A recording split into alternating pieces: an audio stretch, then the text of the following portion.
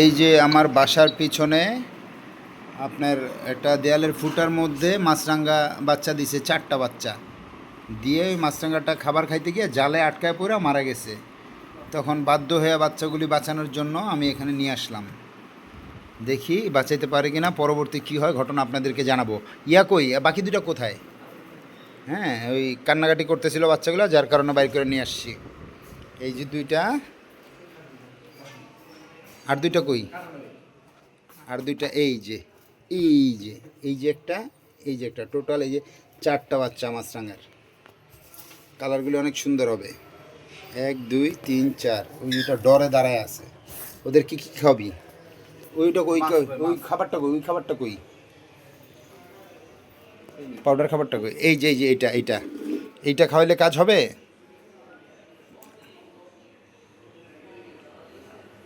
হুম, দেখি কি হয়, পরবর্তীতে আপনাদের জানাবো।